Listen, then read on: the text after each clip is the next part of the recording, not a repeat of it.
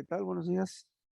Hoy vamos a revisar un poquito el documento que se llama Aportaciones complementarias al protocolo de las 9 intervenciones con acciones de salud, limpieza e higiene para la reapertura cauta, gradual, ordenada y segura de las escuelas de educación básica que cuentan con USAER para clarificar la intervención pedagógica con alumnas y alumnos que enfrentan barreras para el aprendizaje y la participación. Bastante largo el título. Creo que va a ser difícil que uno se lo aprenda. Podría quedar como aportaciones complementarias de educación especial, tal vez, o sea, algo así. Y bueno, llegó un poquito tarde. Salió el 3 de septiembre, pero apenas la semana pasada fue enviado a las USAER y no todos los centros de trabajo lo han analizado. Entonces, bueno, aparte de que sale tarde por parte de la Dirección de Educación Especial, los mismos centros de trabajo, las USAID y supervisiones, no le están dando la difusión y el análisis necesario. Y es un documento que, bueno, trae aportes interesantes. Bien, es por parte oficial, por parte de la Secretaría de Educación, está dividido en aspectos o apartados, como intervención pedagógica, aula presencial, aula a distancia, aula de recursos, un apartado de actividades para reflexionar, precisiones de la intervención y, bueno, bibliografía. ¿Qué podemos decir?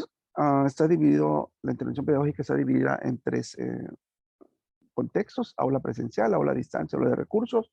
Les voy a anexar el documento con los comentarios, están así marcados con este eh, icono y aparece ahí lo que creo que hay que modificar. Dejo también bibliografía que pueda servir para sustentar algunas de las situaciones que aquí se presentan.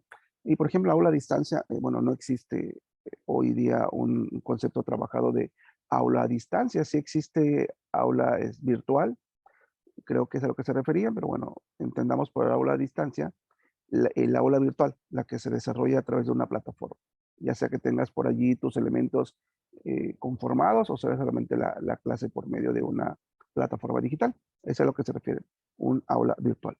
Muy bien, vamos a leer de manera rápida y tratar de ser muy ágiles en el análisis. Dice que el aula presencial es el aula regular, desde el enfoque de inclusión, es el espacio ideal para realizar intervención pedagógica, porque partiendo de la diferencia de todos, se reconoce la diversidad de estilos de aprendizaje que se encuentran en el salón de clases para construir la identidad grupal. Cada integrante del grupo asume un rol social, el cual con el apoyo del docente debe permitir la igualdad de oportunidades mediante el equilibrio de apoyos específicos que la equidad nos expresa. Durante la etapa de distanciamiento social, este espacio de socialización se generó bajo una nueva dinámica relacional, pues el ser humano nunca deja de socializar. Hoy, con el retorno presencial al aula, esta deberá funcionar con protocolos sanitarios específicos que busquen minimizar el contagio del SARS-CoV-2. Por esa razón, los equipos de USAER deberán privilegiar la atención pedagógica en el aula regular, sea cual sea el espacio que el CTE haya destinado para eso. Bueno, en este caso, la atención podrá ser tanto en el aula regular como fuera de ella, ya sea que la escuela esté trabajando en la cancha, en un espacio libre, etc., ¿no? Entonces, a eso se refiere. Precisiones sobre la aula presencial, dice que la intervención deberá procurar los siguientes elementos. Recalco, algunos de estos elementos están de más, ya están contemplados en las 9 intervenciones, por ejemplo, la distancia, la cuestión del gel, el cubrebocas, pero bueno, lo retoma este documento, lo cual ya no es algo que vaya acorde con el nombre. El nombre era aportaciones complementarias, pero al volver a mencionar las que ya están en un protocolo existente, pues ya no es complementario, más bien es un protocolo repetitivo. Pero bueno, sí hay algunas cosas que no están aquí en el protocolo y que nos sirven específicamente a educación especial y voy a ahondar en ellas. Sostener distancia social mínima de 1.5 metros en todo momento, ya lo sabemos, está en el protocolo nacional. Aplicación constante de gel también, uso de cubrebocas también, uso de caretas y gogles de ser necesario. Haría falta que se hiciera un listado por cada centro de trabajo de cuándo es necesario para ellos usarlo, y tener esa claridad.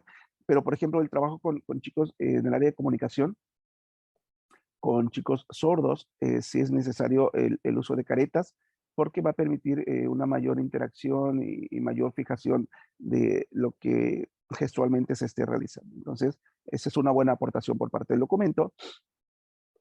Acordar con el docente titular de grupo la ocupación mínima reglamentaria, es decir, dentro o fuera del salón de clases, guardar la distancia social. Esto es complicado, no depende de educación especial, depende de el CTE, lo que se haya acordado el maestro de grupo regular con el director del centro escolar.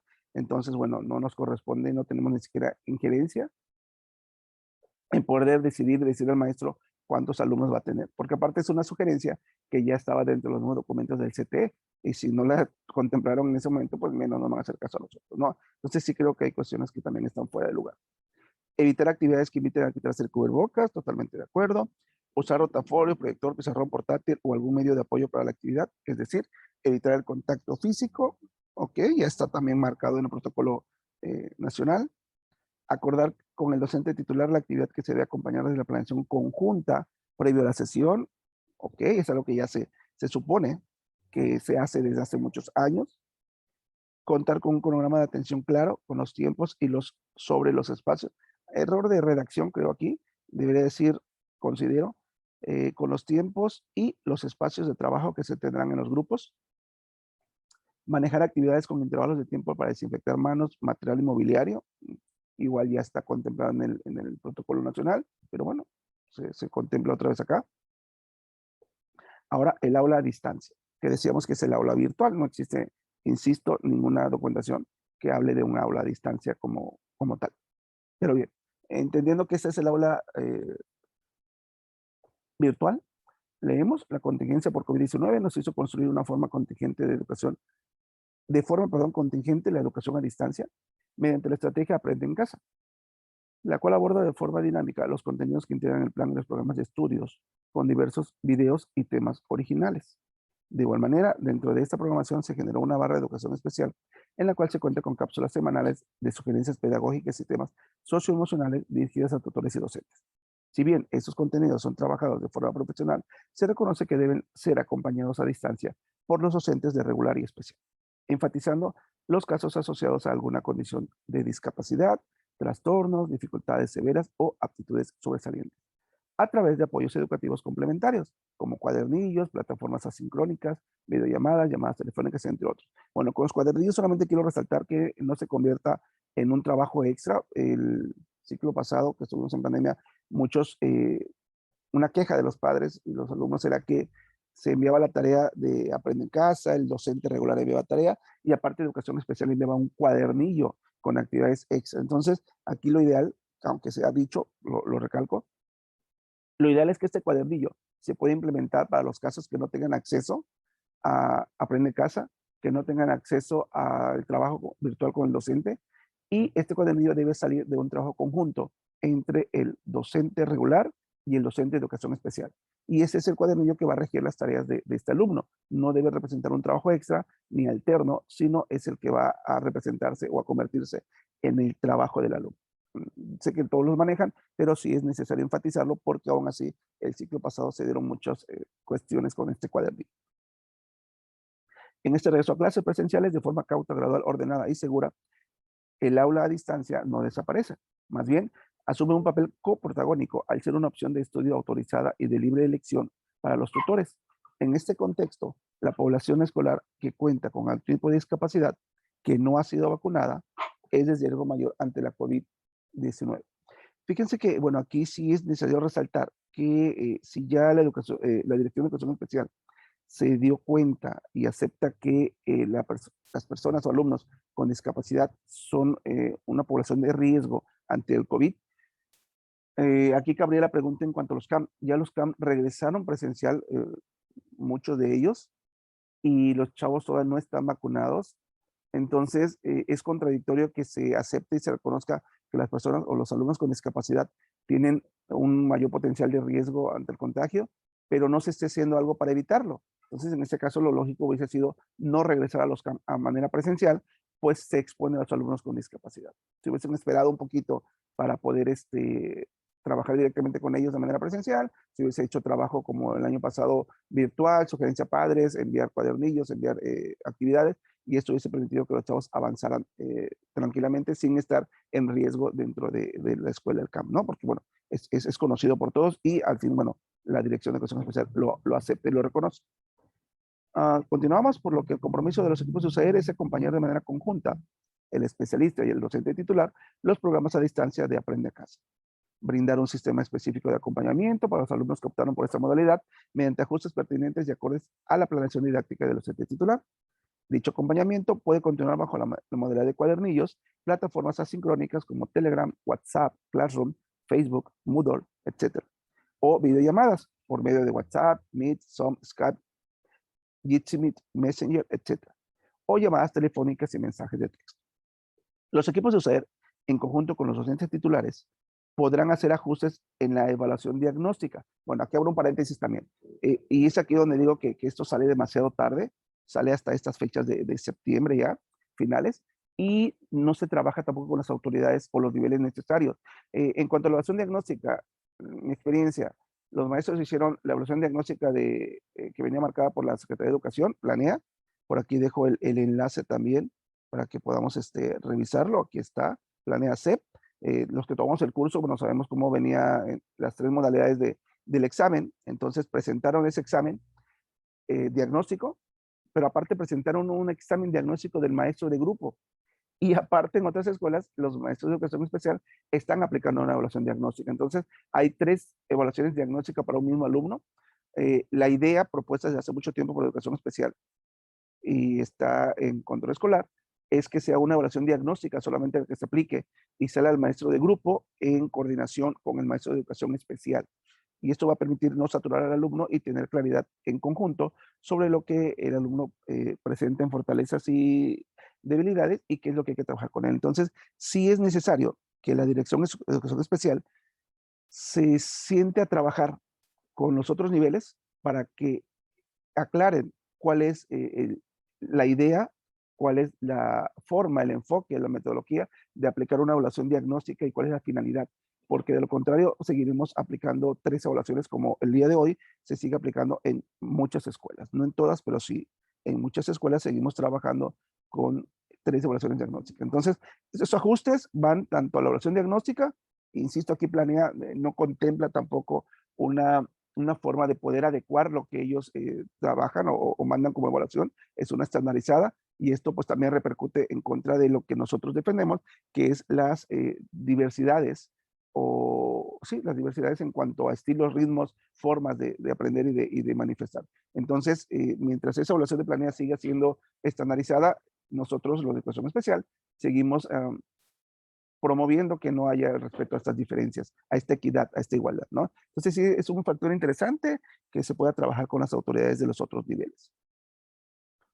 Ok, y en intervención didáctica, de acuerdo a los ajustes razonables, recordemos que tiene que hacerse tanto a la evaluación como a los materiales, a la planeación, a la evaluación, a los tiempos, a los ritmos, a lo que sea necesario según las características de los alumnos. Y no lo menciona, pensando en las necesidades específicas y en la realidad educativa de cada alumno y las barreras que se le puedan presentar en el contexto escolar o social, respetando lo establecido en las normas de control escolar.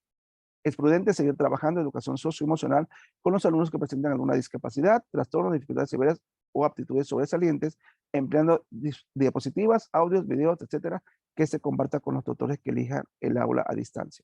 ¿Ok? Solamente enfatizar educación socioemocional enfocada a las características o necesidades que los alumnos estén presentando. Aquí el trabajo de psicología se hace muy, muy importante para identificar qué es lo que se va a trabajar de educación socioemocional. ¿Sí? Debe tener un sentido y realmente ir buscando cubrir una necesidad real. Continuamos a hablar de recursos, analizando la infraestructura educativa, por ahí también pongo un enlace que tiene que ver con lo que Secretaría de Educación establece como infraestructura educativa, para que lo puedan revisar.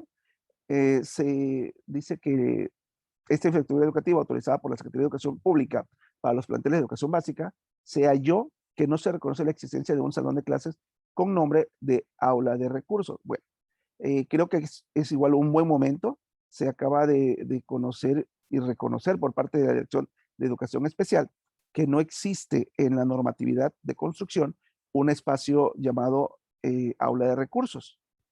Y bueno, y coloco por aquí también un enlace, que es el documento que hoy tenemos de manera oficial, que data del 2006, creo, pero es el que aún nos rige.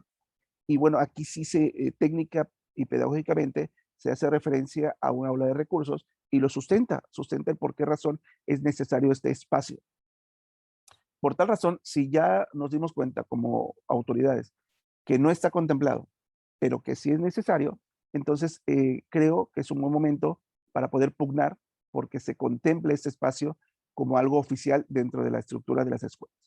Pero sí es algo que bueno, por administraciones pasadas se ha dejado en un vacío. El argumento siempre fue que así está escrito y que pues ni modo, se tiene que contemplar esa situación de esa manera. Creo que no es así, creo que si alguien lo escribió es porque no existía antes esa consideración y a como se escribió que no es posible tenerlo o no se contempló, se puede modificar la ley para que se contemple, porque argumentos técnicos pedagógicos válidos existen. Solamente es que la autoridad educativa en turno, de Dirección de Educación Especial, se tome el trabajo de concientizar y hacer valer el derecho de las personas con discapacidad, y esto se puede sustentar fácilmente en la ley para la protección de las personas, la inclusión de las personas con discapacidad, en la ley de los derechos de niños y niños. Es decir, hay en la misma Constitución el artículo que habla sobre el interés superior del niño. En este caso podría ser el aval para esta situación de hacer válida el aula de recursos. Creo que es un buen momento para hacerlo, ya que las autoridades anteriores no lo han hecho, ¿no? Sería un buen detalle por parte de la autoridad actual. Si bien, continuamos, estos espacios conocidos como aula de recursos históricamente han sido otorgados de buena voluntad por los directores de planteles regulares a los docentes de USAER, bueno, aquí creo que se resbala un poquito la Dirección de Educación Especial del Estado de Tabasco al decir que son otorgados de buena voluntad al docente de USAER. No es así, no trabajo por buena voluntad en una escuela, no me dan el espacio de buena voluntad, el espacio no es para mí como maestro de educación especial, el espacio es para el trabajo con los alumnos de esa escuela. Entonces, creo que el discurso de educación especial también tiene que ser un poquito más congruente y más claro y más preciso y entender que no es de buena voluntad que un director te dé un espacio, te lo da porque sabe que vas a trabajar, sabe que vas a atender a sus alumnos, sabe que ese es tu espacio de trabajo y no lo hace de buena voluntad porque no es ni siquiera para que yo me ponga a ver televisión o a jugar. Entonces, sí hay que ser claros y muy profesionales en ese tipo de apreciaciones.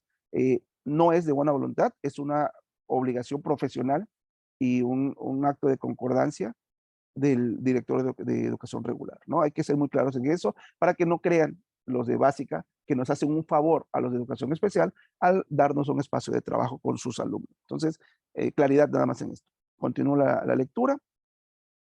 Para que brinden atención y metodologías específicas a los alumnos y padres de familia, resguardar su material. En la mayoría de los casos, a este espacio no se le brinda el mismo tratamiento cuando se da mantenimiento a las escuelas. De acuerdo. Creo que la lección de educación especial hoy enfatiza la necesidad de este salón, de este espacio, cuando dice que es para brindar atención metodológica. Esto está marcado en el libro de orientaciones generales para el funcionamiento de los servicios de educación especial. De ahí se retoma y así lo marca claramente. Entonces, si hoy se reconoce por parte de la Dirección de Educación Especial, cuestión que anteriormente no se había retomado, pues bueno, es un buen momento para, repito, insisto, en que se haga obligatorio que las escuelas cuenten con ese espacio. Es el momento de que nosotros unamos filas y exijamos algo que no es para nosotros, es para los alumnos de esa escuela, que es una necesidad latente. Ya dije las leyes que lo sustentan y técnica pedagógicamente también el documento que lo sustenta. Aquí se reafirma al decir que se van a trabajar metodologías específicas, que hay un trabajo con alumnos y padres que requiere un espacio idóneo para hacer un trabajo individual o personalizado. Y bueno, tenemos que pugnar por él. Aquí está el sustento. Entonces, es trabajo de la dirección actual poder lograr esta implementación del aula de recursos. Repito, algo que por años y administraciones pasadas no se ha logrado. El aula de recursos en muchas ocasiones son palapas, bodegas, dirección de la escuela compartida, aula de usos múltiples, compartida, laboratorios o un espacio anexo del plantel, los cuales se hallan en condiciones no aptas por no contar con la ventilación apropiada, ni permitir la sana distancia recomendada. Además que su mobiliario comúnmente es el desechado por el plantel. De acuerdo, tienen identificar las necesidades. Ahora la pregunta es, insisto, ¿qué se va a hacer para evitar que estas condiciones precarias y adversas sean modificadas y todo funcione en favor de los alumnos que presentan alguna discapacidad o un trastorno? Hay una tarea grande ahí, creo que sería un buen punto de esta administración que pudiera lograr este cambio.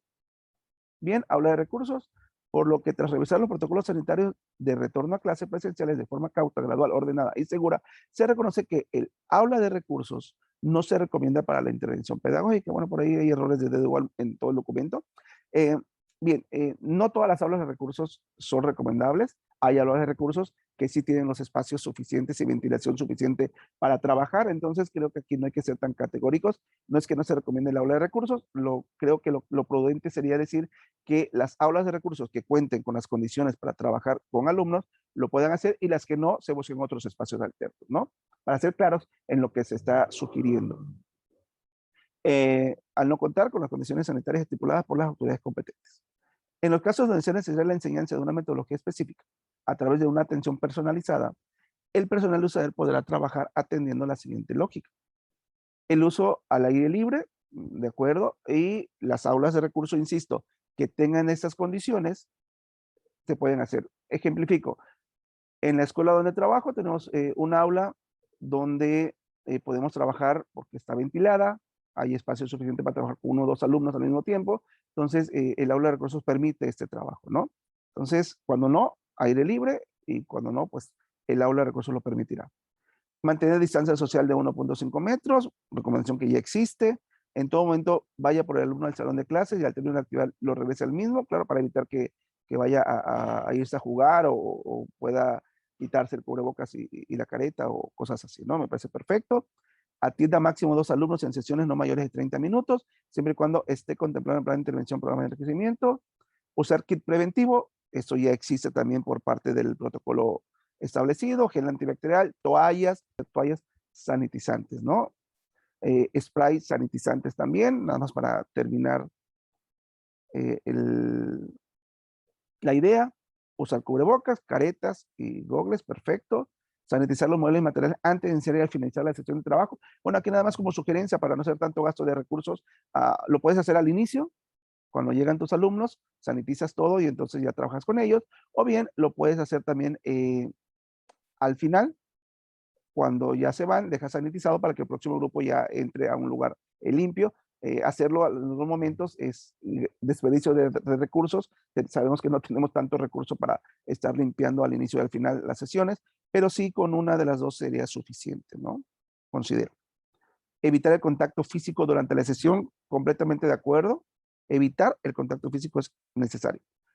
Bien, de requerir modelar una actividad de riesgo, porque implica quitarse el cubrebocas o tener contacto, se recomienda pregrabarse y mostrar al alumno, aquí igual error de escritura, y mostrar al alumno el modo correcto mediante un celular, laptop o tableta, ¿no? Un recurso digital. Muy bien. De existir una actividad de riesgo que implique el no uso del cubrebocas, se recomienda también enviar al tutor, perdón, mediante algún medio electrónico o cuadernillo, el modelado de la actividad para que la realice en casa, mostrando los resultados en una sesión posterior. Es decir, el tutor tendrá que enviar una evidencia de que se hizo o no se hizo. Ujú. Si la actividad si la actividad considerada de riesgo no es realizada por el tutor, se registra en la hoja de seguimiento como evidencia futura. Bueno, también error de redacción, como evidencia que podrá ser usada en un futuro, anexando el medio de envío con fecha y hora. En caso de que el docente USAER, por la didáctica de la actividad, bueno, aquí dos cuestiones, ¿eh? Requiere interactuar físicamente con el alumno, dos cuestiones. Anteriormente habíamos leído, y me parecía perfecto, aquí está, evitar el contacto físico durante la sesión. Y adelante, arriba también lo menciona. Perfecto. Pero aquí abre la posibilidad, y esto creo que es contradictorio y no debería hacerse, en caso de que el docente USAER requiere interactuar físicamente con el alumno, abre la posibilidad de que se haga este contacto físico. Desde mi experiencia y mi propuesta es respetar lo que se dijo anteriormente, evitar el contacto físico, no darle espacio para pensar que se puede tener contacto físico y esta actividad lo abre, entonces no estoy de acuerdo, debe evitarse completamente. Y habla de que si la didáctica de la actividad lo requiere, bueno, nada más un error de conceptualización y precisión, las actividades no tienen didácticas, la didáctica corresponde al profesor de implementar para que esa actividad se lleve a cabo, entonces ese error también de conceptualización por parte de los que escribieron este documento. Lo importante enfatizar aquí es que aunque haya la necesidad de interactuar con el alumno, busquemos la forma específica de no tener contacto físico, de ninguna manera. Hacen luego la acotación de que esta deberá colocarse guantes de látex, desechables que solo empleará en ese momento específico. Al término de la actividad, deberá meterlo en una bolsa y colocarlo en un contenedor de basura. No podrá reutilizarse con otro alumno ni en otro momento de la misma sesión con el alumno. Bueno, insisto, salvo hay casos tal vez donde tengas que hacer, sobre todo en CAM. En USAER es un poquito más, menos posible que se presente esta situación, considero, aunque sí puede existir, pero en CAM es más factible que tengas que llevar de la mano en la escritura a un alumno o tengas que trasladarlo de un lugar a otro. Pero bueno, hay que buscar las alternativas, tal vez sujetado con una tela, una toalla, algo que evite el contacto con el alumno, ¿no? El uso de guantes, pues se sugiere, pero sí, insisto, hay contradicción. Entonces, ¿se evita el contacto físico o se permite? Entonces, aquí hay que tener un poquito de claridad en las instrucciones. Al quitarse los guantes, el alumno y el docente desinfectarán sus manos y el área de contacto físico. Actividades para reflexionar. Se recomienda que como colectivo de escuela y USAER se socialicen los siguientes casos con apoyo de las aportaciones complementarias de ese documento. Definan cómo hacer ajustes razonables para brindar la atención. Bien, el caso 1 habla de un docente de comunicación que está trabajando en una actividad de estimulación fonológica, en atención personalizada, al aire libre. Ambos solo usan cubrebocas. El docente solicita al alumno que retire su cubrebocas para la actividad. Esta actividad la sostiene por 10 minutos, pero al estar cercano al alumno, una gota de saliva ingresa al ojo del docente. El alumno es asintomático y pudo contagiarlo. ¿Cuál fue el error de procedimiento del docente? ¿Cómo debió aplicar el protocolo para esta actividad? Bien, nos invita a la reflexión. Es un trabajo, creo que es muy importante y necesario que al interior de los centros de trabajo llamados USAER se pueda llevar a cabo este ejercicio. E insisto, la mayoría de las supervisiones y las USAER solamente están enviando el documento de manera particular, más no se está abriendo un espacio de análisis. Y sí considero que esos espacios de análisis propuestos en este apartado de reflexión son necesarios e importantes. Caso 2, el docente de grupo solicita apoyo al docente de educación especial para enseñar braille a un alumno, pues no sabe tomar de forma correcta el punzón. No sé si el alumno o el docente, ¿verdad? Apegado a las aportaciones complementarias de este documento, ¿qué ajustes deben implementar ambos docentes para procurar el bienestar del alumno y el personal? Caso 3, un alumno con discapacidad auditiva solicita no usar cubrebocas en el aula porque existen señas que requieren apoyo gestual y el cubrebocas no permite realizarlas de forma correcta. Apegado a las aportaciones complementarias de este documento, ¿qué solución debe encontrar el docente titular y el docente de USAER para cuidar al menor y de los demás integrantes, para cuidar del menor y de los demás integrantes de la comunidad escolar? Perfecto, hay un análisis que dentro de las sugerencias que nos dieron se puede contemplar el uso de las caretas, por ejemplo. Caso 4, un alumno con trastorno del espectro autista llega a la escuela de forma presencial. Esta carece de apoyos, le falta acento, para la comunicación alterna, por ejemplo, pictogramas. Apegado a las aportaciones complementarias de este documento, ¿qué apoyos debe considerarse en el plantel para que el alumno comprenda los protocolos sanitarios? Muy bien. Un alumno con discapacidad intelectual requiere que el docente direccione su mano para hacer diferentes actividades, sabiendo el riesgo que existe al establecer contacto físico y apegado a las aportaciones complementarias de ese documento. ¿Cómo harías un ajuste razonable para llevar a cabo esta actividad? Caso 6, un alumno con discapacidad motriz requiere materiales de apoyo específicos y asistencia para desplazarse, incluso para ir al baño, apegado a las aportaciones complementarias de ese documento. ¿Qué se debe hacer para protegerlo? Muy bien. Entonces, sí me parecen muy interesantes esos casos. Es necesario que los analicemos para que cuando se presente la situación sepamos cómo actuar, ¿no? Es importante. Insisto, no se está haciendo, debería contemplarse por parte de todos los centros de trabajo. Precisiones para la intervención de la USAER en las escuelas de educación básica que atienden alumnos que enfrentan BAM. Punto 1, los contextos escolares deberán determinar los ajustes razonables para cada caso particular, los cuales deberán estar por escrito en la estrategia, de protocolo de plantel regular, atendiendo las aportaciones complementarias de ese documento. En todo momento, el punto 2 dice, para los integrantes de la USAER, la comunicación con los tutores será importante, por lo que se recomienda la creación de grupos de comunicación sincrónico, videollamadas o llamadas, o asincrónico como WhatsApp, Telegram, Classroom, Facebook, etcétera, para darles a conocer la atención que brindarán a sus hijos de manera con los docentes titulares, o que de manera conjunta, le faltó ahí, con los docentes titulares de grupo, para compartir información sobre sus hijos. Bueno, error de redacción igual, sobre sus hijos, creo que era. Realizar entrevistas, llevar a cabo evaluaciones psicopedagógicas u otros asuntos. Hay que tener presente que no se debe superar la ocupación que el protocolo sanitario permite en las escuelas, por lo que la comunicación para recabar los datos que sean necesarios y mantener seguros a los alumnos, docentes y padres o tutores debe considerar la alternativa planteada en el párrafo anterior. Sí, podemos hacer entrevistas de manera virtual. Es complicado, sí. Es un poquito tedioso, sí, pero bueno, es una alternativa que es necesario utilizar. Punto 3, los integrantes de los SAER continuarán trabajando la capacitación al personal docente de los planteles regulares mediante esquemas presenciales, de preferencia con grupos escalonados, asincrónicos, sincrónicos o híbridos, dependiente a los acuerdos que se asuman en el CTE. Punto 4, las reuniones internas de los equipos de USAER pueden ser presenciales, de preferencia con grupos escalonados, al aire libre y con el kit anti-COVID requerido en el protocolo.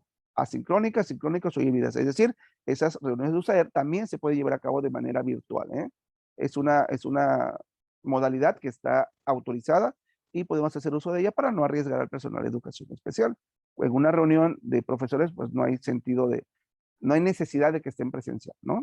A diferencia del trabajo con el alumno, que pues sí es un poquito mejor hacerlo de manera presencial por los avances y la retroalimentación que pueda haber. Punto 5.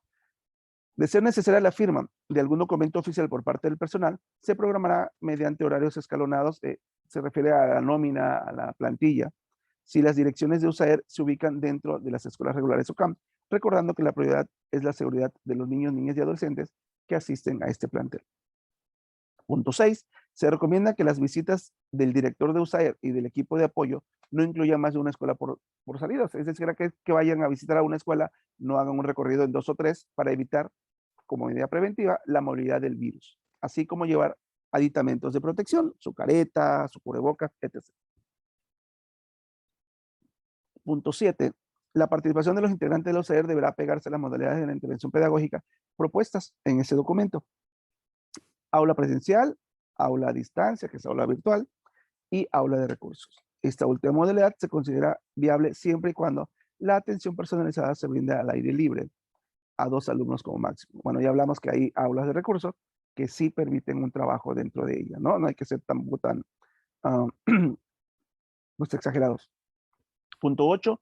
Se entiende como modalidad híbrida la posibilidad donde un alumno pueda trabajar la educación presencial y a distancia de forma alternada. Y menciona el documento que existen 3 modalidades de híbrido reconocidas a nivel mundial: entrelazada híbrida, combinada y alternada e híbrida sincrónica. Por aquí les voy a dejar también un documento donde se definen cada una de ellas para que pues, tengamos mayor claridad en qué consiste cada una de estas modalidades.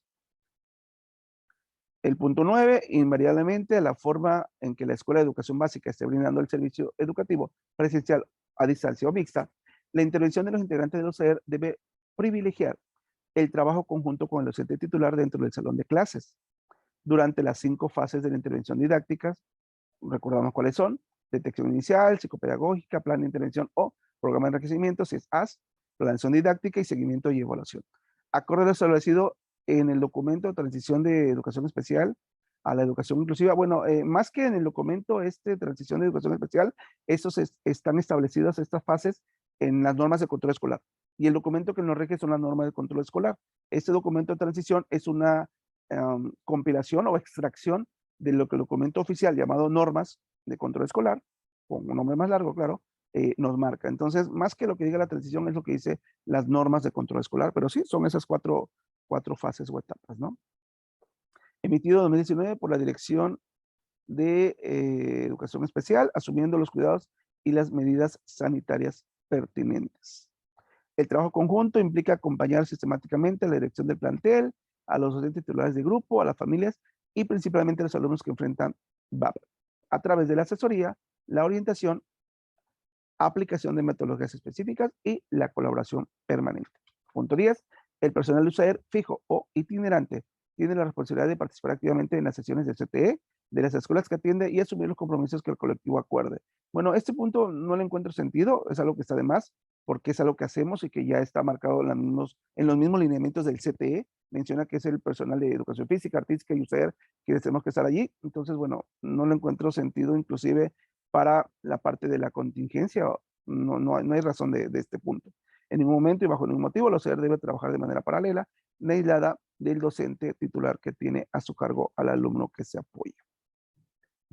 Y bueno, bibliografía, nos dan un acuerdo, el 230821, Consejo Técnico Escolar, fase intensiva, consejo muscular, fase intensiva, uno de CAM y uno de primaria. Maneja la estrategia de inclusión del 18, aquí nada más recordar, y aquí pongo el enlace, que hay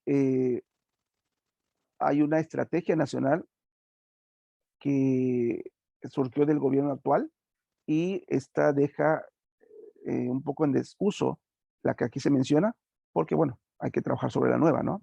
Entonces, esta bibliografía queda un poquito atrasada u obsoleta.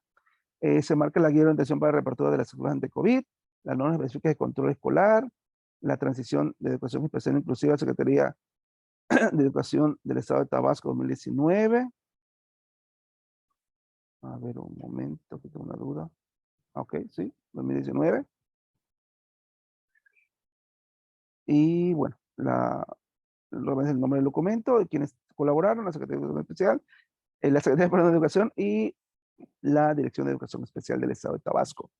Bien, esas son las recomendaciones. Insisto, las complementarias son 4 o 5 aportaciones complementarias.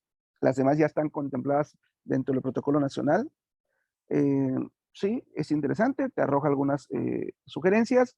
Es necesario que se analicen al interior de los centros de trabajo y se pongan en marcha.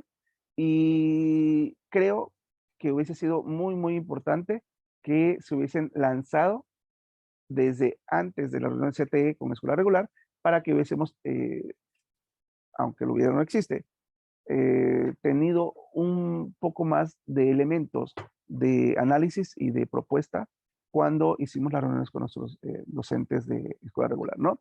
Nunca es tarde para nada, pero bueno, sí está desfasado. Entonces, aquí está el documento, eso es lo que encontré, tal vez algunas cosas no coincidamos, tal vez algunas sí, bueno, ya depende de cada quien el análisis que haga, pero el documento ahí está, hay que darle uso, es un documento que llevó tiempo, dinero y esfuerzo por parte de algunos docentes. Por ahí conozco a un docente que estuvo en la realización de él, el maestro David Valencia, director de Balancán. Entonces hay que darle su mérito y hay que darle también el uso necesario por, repito, el esfuerzo que se tomaron para poder hacer este documento. Agradecemos que que lo hagan llegar también a nosotros. Lo único, como sugerencia, es que se trata de hacer las cosas un poquito más a tiempo, que nos llegue realmente cuando deba ser. Pero bueno, ahí está, adelante, hay que analizarlo y usarlo.